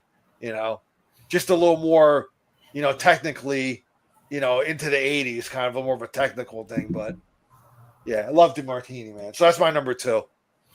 Then now, Here we go. what? Number 1 album, guys, of 1985. Joseph, take it away, man. Well, in all honesty, I completely forgot that Under Lock and Key came out in 1985, so that probably would have been my number 2. So just slot that in there at a like 2 2 point B or 2 point. Yeah, 2B, yeah, 2B. But as soon as I heard 85, there was nothing else that was going to top this list. I mean, just one of the greatest follow-up albums to one of the greatest debut albums, in my opinion. I've heard people say that this album was like not nearly as good as the original, but I think this is just as good. Me? I think this album is just as good. I mean, from front to back. There was no way at all a letdown. No way, man. No. In fact, when I was growing up, I probably listened to this album more than I listened to Out of the Cellar. I do still. Just opening up with "You're in Love, Never Use Love, Lay It Down," just right there. Just an insane opening trilogy, and then turning it around to side 2, "Between the Eyes" is one of my all-time favorite Rat songs. Yeah. "What You Give Is What You Get," "Got Me on the Line," "Dangerous But Worth the Risk." Just song after song after song, just classics. I love this. The entire band is firing on all cylinders. Oh, yeah. Easily my favorite album in 1985, Rat. Absolutely. And I like that album cover better, too. I like the Jane. I like this album cover better. Then I think they went away with that. Then "Reach for the Sky" was some weird shit, right? I can't remember. Dancing Undercover. Dancing Undercover was their face. Dancing Undercover. Yeah. Reach for the Sky had like the statue on it. Detonator was just like nothing. Right. Yeah. Yeah. Yeah. Reach for the Sky was the EP was Tawny Contains Legs too, with rats on them. Yeah. Reach for the Sky is kind of when I love that EP too, man. Yeah. I lost interest in Rat. That one. Yeah. I don't know. Way Cool Jr. I don't know. There's still great. There's still great songs on there too, though. Oh yeah, Way Cool I Want a Jr. Woman's okay. I hate I Want a Woman. I can't say Way Cool Jr. I've always hated that song. Man. Yeah, all right. Cool riff though. Kind of a cool bluesy, funky riff. Way Cool Jr. was them aping fucking Aerosmith when Aerosmith came back with Permanent Vacation. They had the horns and all that. Way Cool Jr. is definite. Yeah. They were listening to Permanent Vacation. They were like, we got to come up with a song like Ragdoll. Ragdoll, living in a city. Yeah, like that. So, but yeah, great one. Man, Jerry. All right. I mean, I really had to think about it. This is my number 1 album, but back in the days, I listened to this album a lot. When you're a band in the 70s, you kind of had to do, if you want to make it in the 80s, you kind of had to go outside writers. You kind of had to pop it up a little bit and glam it up a little bit. If you're going to do it right. And I thought this band did it right. I know exactly what you're going to pick. Yeah, I knew it. Great album. Love this album, dude. I don't care what anybody says. Dude. No, I think it's... Dude, this is a great album, man. Pop rock perfection, in my opinion. It's a great album, man. What About Love? Never. These Dreams. What a beautiful. Stevie Nicks has got to be shooting herself in the foot for not taking that song. It was offered to her first. But who didn't like seeing Nancy Wilson in those videos? Come on, she was so hot beautiful. In the videos, bro. I know when they reminisce of these days, they kind of frown on them, but you got to admit they made a lot of money off this stage. They brought them. They kept their career going, man. Yeah, and they still do. You know, when I saw them, they did "What About Love?" They did "Never." They did "These Dreams." So it's not like they don't do the songs off it anymore. I think it's a great. Well, go ahead. Sorry. They should do songs off that album. That's an important album in their career. Yeah, I think so too, man. They still do. Yeah, they still do songs over there, man.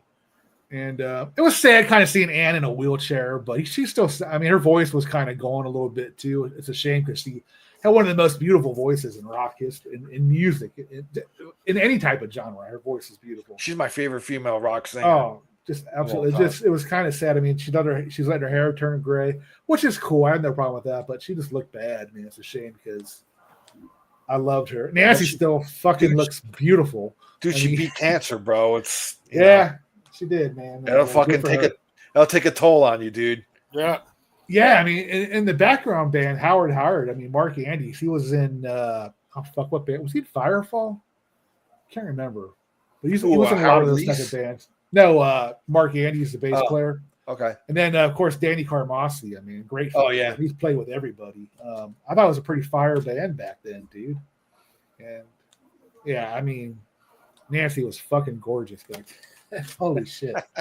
She didn't need to play. All she had to do was sit there and dance with that guitar and ride that horse more. But This guy. and no, seriously, man, I'd love that album. I listened to that album a lot. Watch the videos on MTV. And, I got that on vinyl too. Yeah, I thought it was good stuff, man. Hearts is a top 20 band for me, so I thought it was pretty cool having that. That's my number one.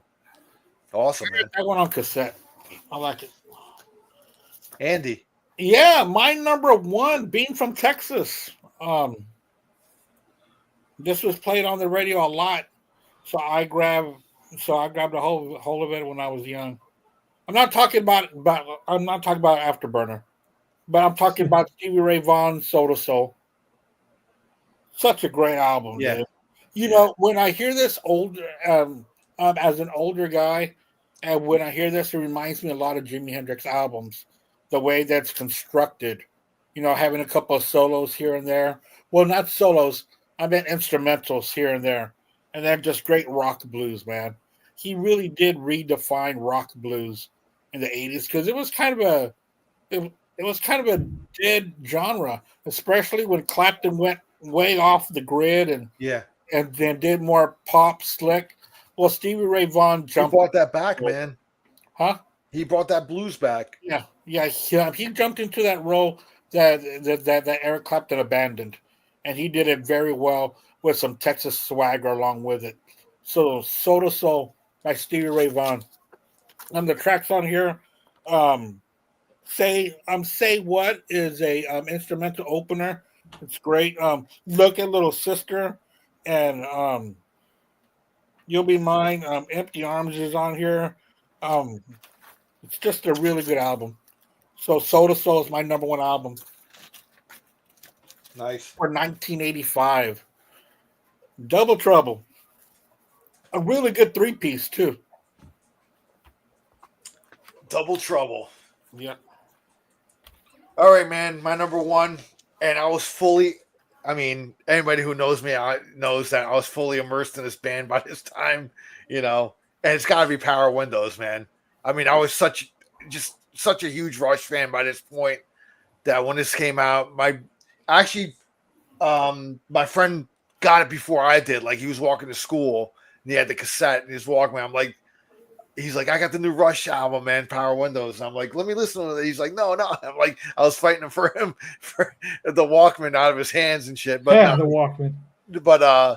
But no, we both we're walking to school and we were both like taking turns listening to it. And it was it moving pictures? No. Was it signals? No.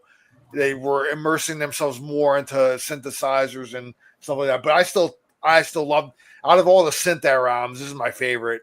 Yeah.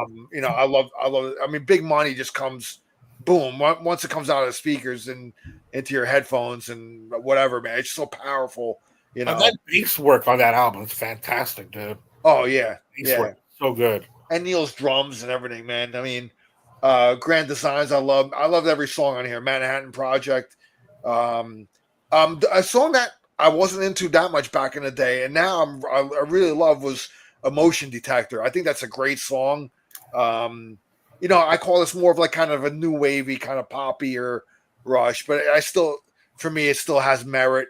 And I still love them unconditionally, and I really enjoyed, like, you know, the changes that they you know experimented with and everything. You know, ultimately, you know, Alex would come back with a vengeance later on, but I mean, if you really, really listen to him on this album, though, he is playing some killer guitar solos and so there's great riffs in there. It's not with ripping distortion; it's kind of like pulled back a bit, but he became more of a textural player because of all the synths. I think ultimately, it made him a more well-rounded player in the long run. So, and that's why I love him. So, and Mystic Rhythms was one of my favorite songs that ends the album. To me, that's And I remember seeing a video for that too on MTV.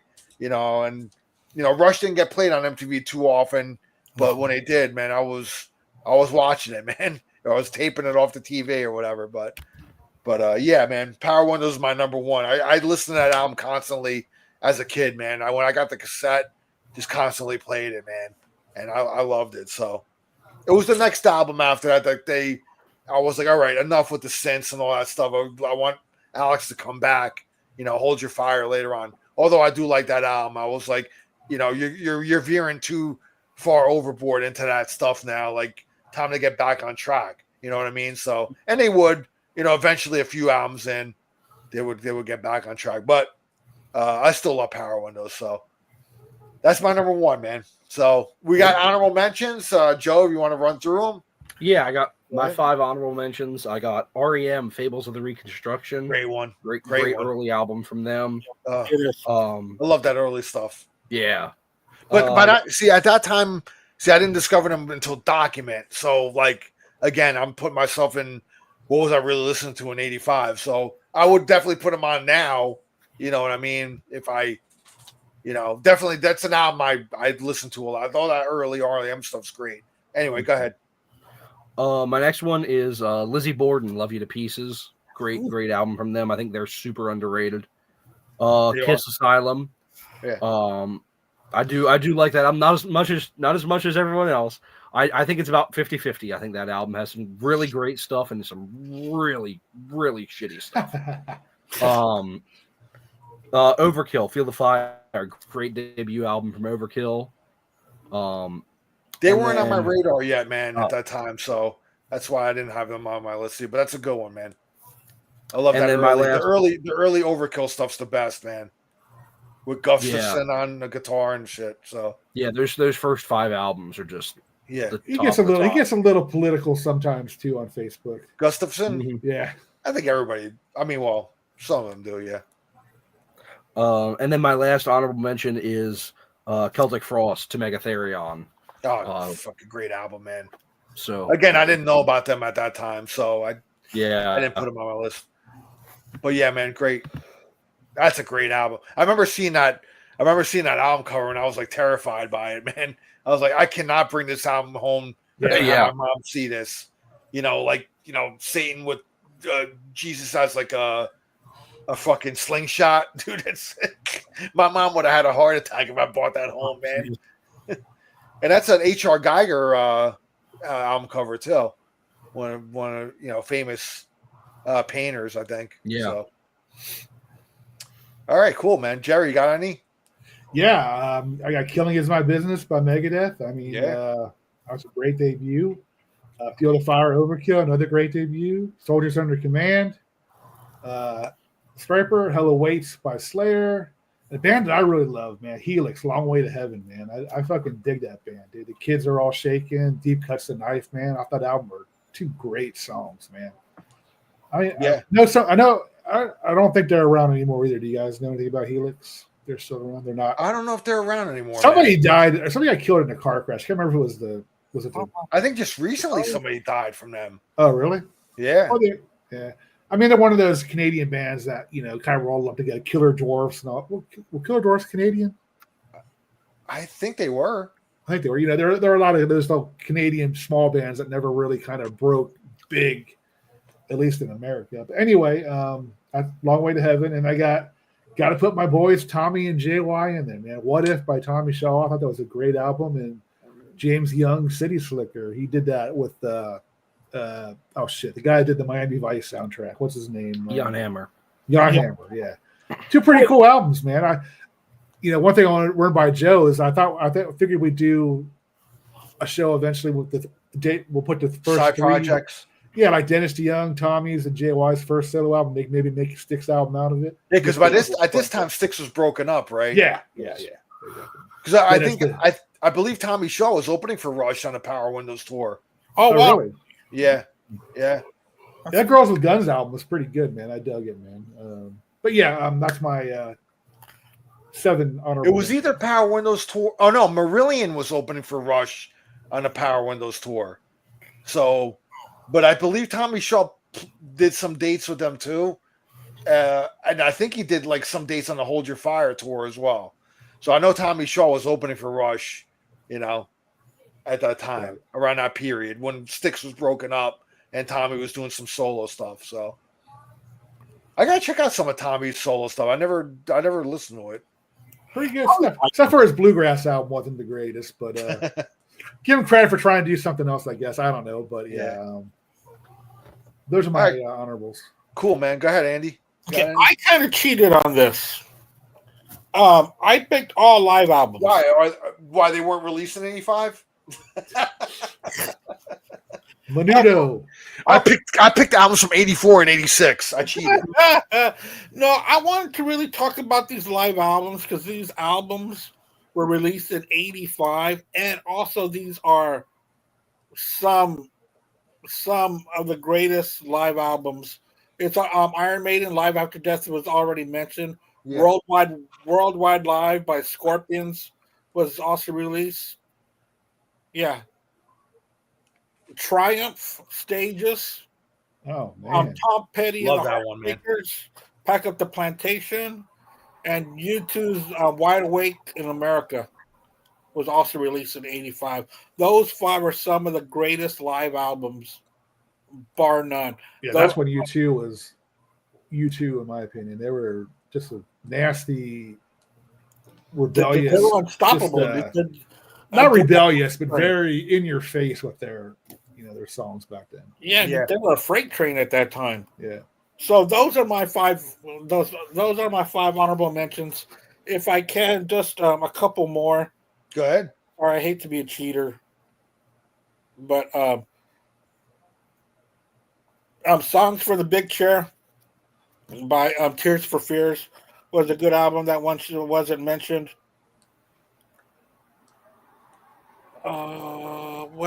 Sacred Heart by Dio. It was an okay album, but it does need to be mentioned. And I think that's going to be it for me. All right, that's it for me. Those live albums, man, that is some top-notch stuff at that time. It still is. I mean, Live After Death and Worldwide Live are still considered some of the best live albums. Period. Yeah, I think so. Yeah, I mean, they're 2 great albums. Yeah. I mean, Song Remains the Same always been my favorite, but I think Kiss Alive will probably be my second favorite. But yeah, they're definitely up there. Yeah, but those got to at least be in the top 10 of a hard rock. Sure. Yeah. Live albums. Couple honorables. So for my honorables, I kind of reserved my honorables. Some of them have been mentioned already, but I have I have a couple more I can mention anyway. I kind of reserve honorables for albums that I kind of discovered a little bit after '85. So I didn't discover Spraying the Disease and Armed and I'm kind of lumping Armed and Dangerous in there too, the EP that both came out in '85, but I didn't discover them until like a year later. After, '85 was like when I discovered Ride the Lightning by Metallica.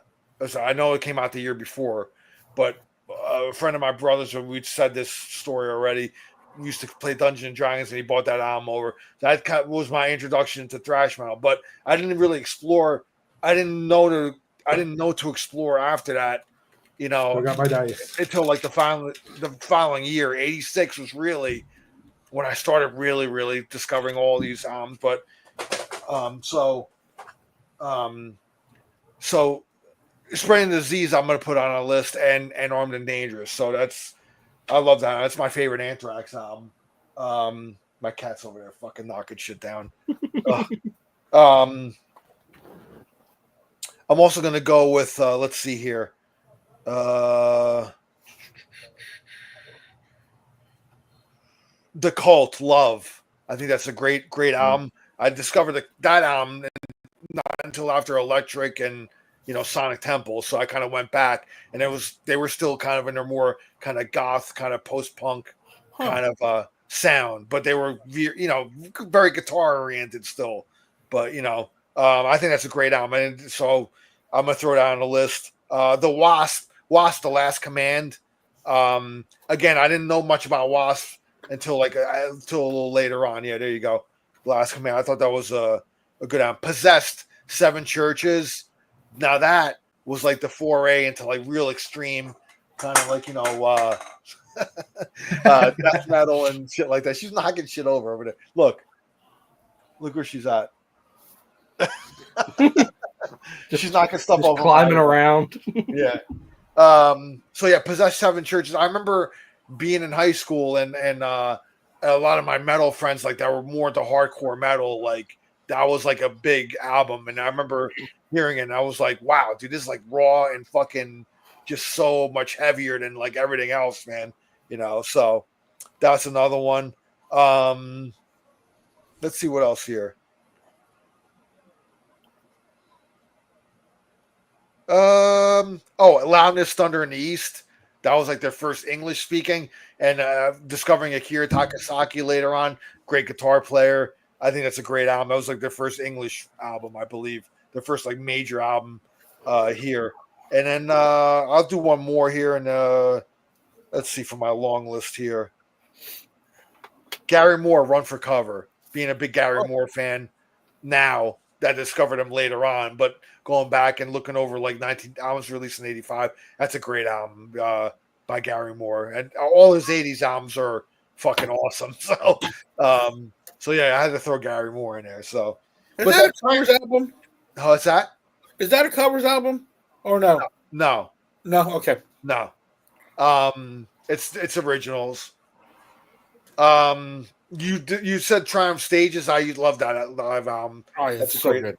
That's a great live album. And then I loved Night Ranger, Seven Wishes, and even David Lee Roth's Crazy from the Heat EP. Yeah. I played that a lot, man. Yeah. I was so into Van Halen and shit. He wasn't broken up from Van Halen when I first was released. It was just everybody thought, he's gonna put this on, and then we all know what happened. So yeah. But yeah, that's some honorables there. So, and that wraps up the show, man. Yeah. Thank you, Joe and Jerry. Again, check out their YouTube channel, Heavy Water 77. If you're a Styx fan, it's gonna be a great channel. They're gonna talk all things Styx, side projects, solo albums, anything related to Styx. I can't wait to check it out. We're gonna bore you with Styx. Now, flood you with Styx. Let us know when that's going to launch. Again, when you guys want to let us know when that's going to launch again. Sure. We're recording it on Thursday, or we're going to do a dry one. If it's good, we're going to take it. If not, we're going to work on it. But I think it's going to be good. And we're in partner with my buddy Chris Elio. He's going to actually do all the intros and edit it for us, and looking forward to being in a partnership with him. He's really good with technical shit as far as who is it? Chris Elio. Oh, Chris, yeah. From Red Beard. Yeah, Chris, yeah. I love his Red Beard videos. They're so good. Yeah, they're really good. He's good at editing and all that. That's what I mean. That's when he offered it to me. I was like, I had to run it by Joe, and we worked it out with them. There were a few things we worked out, make sure everything was cool. But get him back on the show too. Yeah, it's going to be. I think it's going to be a real fun. I mean, I don't know how many shows we're going to do a month. I mean, we could do 4 or 5 a month, and we do none a month. But I don't know. We have to get on it. I got nothing to do, so I can do one every week if Joe's up to it. But we'll see how it goes. Looking forward to doing that. Also, check out me, Andy, and Kate Dore's 3 Shots Down. I'm going to announce our next show. It was my pick. I want to talk about the Altamont catastrophe or disaster or whatever you want to talk, however you want to call it. I think that's an interesting story. I was looking into that. Yeah, I'll let you guys know what parts to play. You guys are going to play in that one. Sounds good to me. Other than that, Freeform Rock Podcast. I always have fun doing that one. BS Sessions, of course, Thursday. We are doing Best Songs of 71. My birthday year. That's going to be fun. Yeah, I got a lot of podcasts, man. I'm keeping myself busy, man. That's the best thing about retirement is you got to keep yourself busy, man. But and do things you enjoy, not necessarily go to work, but keep yourself busy doing things you enjoy. And I don't miss work. I don't miss work yet, but I probably will eventually. I'll probably do something part time. But in the present, I'm enjoying not working. So cool. Awesome, man. Cool. Again, thank you for having me on, guys. Of course. Well, man. Thanks for being here, man. All right. I mean, Joe, he pretty much, I guess. Yeah. Ditto to that. Yeah, ditto. I'm excited to get this started. We're gonna have a lot of fun. I'm excited, especially we're coming in a good time. They got a new tour starting this weekend with the Grand Illusion. Going to see him. That's actually going to be what Jerry and I are talking about first. Is 10 songs we wish they would bring back to the set list. So we're going to be talking about live sticks, studio sticks, everything sticks, and then plus we got the new album coming out here next month. So we're going to have quite a lot to talk about. We'll have to decide between me and Jerry if we want to talk about the album right after it comes out or wait to do it in line in a couple of years when we get to that. But I'm for doing it when it comes everything out. in order. Maybe we'll do it twice. Maybe we'll do it on first listen, and then we'll revisit it down the line when we get to that point in the chronology of. Well, maybe our thoughts might change. What are you guys gonna do? Like album spotlights, or are you gonna do like just like tours, and you're gonna do? Yeah, talking about the albums and kind of what basically I'm ripping off for Alfie Eric. He did the Almost Human. He did every Kiss album in a row. Remember that review and did stuff with. That's what I want to do. If you think about it, Heavy Water, Almost Human 56, Heavy Water 77. I kind of copied this format too. Because if it wasn't for Ralph, I wouldn't have met all you guys or even been interested in doing this kind of stuff. So that's why it's kind of a what do you call it, an homage to him. So but yeah, we're gonna be doing everything. Doing their chronological, order of albums. Definitely talk about the Wood and Nickel area. Talk about members like John Sterlewski and John Panache who passed. Yeah, it's gonna be a lot of fun. We have a lot of stuff. There's a lot of stuff to deep dive into. Exactly. So yeah, we're gonna do. I think we're kind of gonna jump back and forth maybe every now and then between doing album reviews and then doing kind of ideas like the 10 songs we wish they would add to the set list. So like maybe every couple shows break it up a little bit, and that's probably where we'll bring in some guests and stuff. Yeah, that's where I was kind of thinking like. I'm sure Ralph will be a good guest on there. Definitely. Definitely gonna have him on. When we get to like Pieces of Eight, Grand Illusion, Paradise, I'm sure people will definitely want to be on those ones because that's like that's the most popular. Crystal Ball, Equinox, But it's gonna be a lot of fun. Thank you for letting me talk about it. Oh, of course, man. Let us talk about it. Excuse me. I don't know where my partner went, but jet to the John. Can't end the show without half the hosts. Because I was going to ask him what we got going on next week because I don't even fucking know. It's a mystery to this day. Oh, here he comes. There he is. Pay no attention to the man behind the door. What do we got going on next week? You got any ideas yet or what? Yes. I got a big idea that we've been trying to do for over a month. Hopefully Metal Mike and Nate will be able to join us. I want both of them on there. So we've been trying to get our schedules together. They've already got their list ready because we should have done this about a month ago. So we're trying to revisit it. We're going to be ranking our favorite title tracks. So we'll be doing that next week.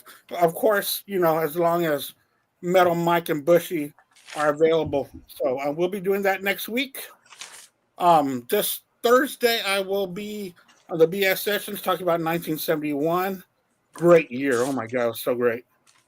And then now I know what we're going to be doing for Three Shots Down, Ultima, which is a great subject. The other side of Woodstock, the not so peace and love at all. Remember his brilliant idea of hiring Hell's Angels to do security. Of all people, Hell's Angels to do security. That was always a very intriguing story to me, man. That whole. I'm definitely interested to hear you guys break that down. Yeah.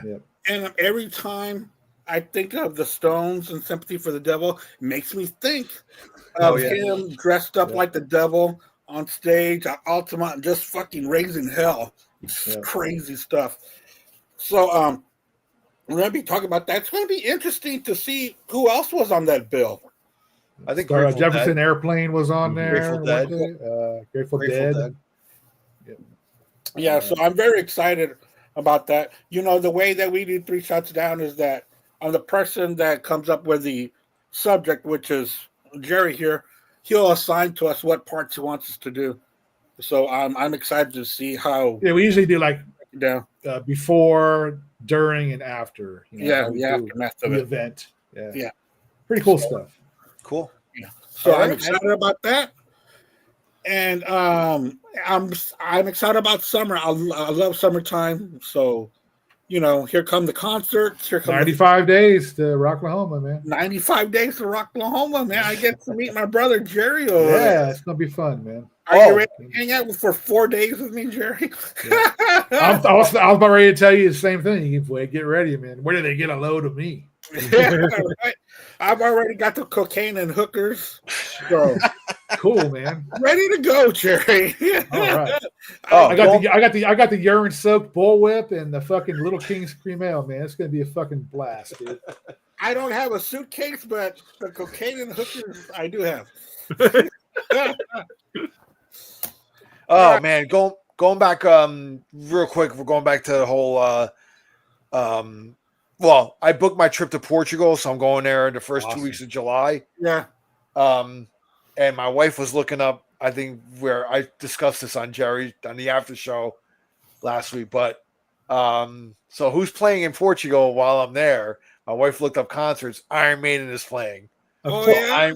I am going to see Iron Maiden. I'm going to make it. Oh man, that'd be awesome. I'm going to make sure I'm going to go see Iron Maiden in Portugal because they're starting to tour off. So now they're in Europe. So that's going to be great. Like to see them in like, the roots of like the country that my parents are from. To see like a show like that over there, where they're absolutely like gods over there in Europe. Nuts, it's gonna be nuts. I want to see like the different perspective of seeing a show in Europe, versus here. So I'm very excited for that. So yeah. Dude, so anything like what I've seen on TV, dude. Oh my god, dude. And there's one more thing that's tempting because I leave for Portugal on July 1st. So I'm going to be there on July 4th. Now, what's happening on July 4th in Birmingham, England, is the whole Sabbath thing, right? Oh. I am so tempted to like hop on a plane to go there. Just hop on a pond, get on a pond hopper and get over and go over there. And channel. I'm very much entertaining it. I don't know if I could swing it or not, and I got to think about cost too. I don't know how much. It could cost a lot. And honestly, I don't even know if tickets are still available for that. Yeah, exactly. So that's a whole other thing, but I'm entertaining the idea. Let's just say that. But even if you don't get a ticket to go to the show, don't they have trains that go from Portugal to do you know what I mean? There's trains that go like all through Europe, yeah. All through Europe, yeah. And then just to be there for the festivities. That's something to think about too, just to be there for the excitement. The whole thing is I don't know if I'm going to have time for it, because there's a lot of ground to cover. I mean, even, see your family. Even going there for 10 days Yeah, is not enough. It's there's a lot of family that I want to see there, and there's a lot of like just places I want to show my daughter and all that. We might take a trip, maybe take a day trip over to Spain, drive through there, which is a beautiful country in itself. So there's a lot of like options I'm trying to weigh here, but I definitely want to see Iron Maiden. It'd be cool to see them in a stadium in Lisbon, which is the capital of Portugal, and just to see how different perspective like a crowd is there. So, yeah. And to say that I saw a concert in Europe, because when I went, the last time I was in Portugal was in 2003, which is, already 22 years ago. Yeah. I got engaged to my wife there. We went there as not even married yet. And it's funny because at that time, Iron Maiden was playing when I was there. And I kicked myself for not going to that, man. Oh, wow. So now I'm gonna right the wrong that I did. So a second chance. Anyway, that's that whole story. But anyway, guys, I mean I've kept you on long enough, so I want to say thank you to everybody and anybody that's watching or is going to watch. Please subscribe to Black Spinner Circle on YouTube. Be Cool to Be Podcast Out channel and you guys' channel again. What was it? Heavy Water 77. Heavy Water 77. All right, man. You guys have a great night. We'll see you next week. Bye, guys. Cheers. Thanks a lot, y'all. Yeah, thank you. And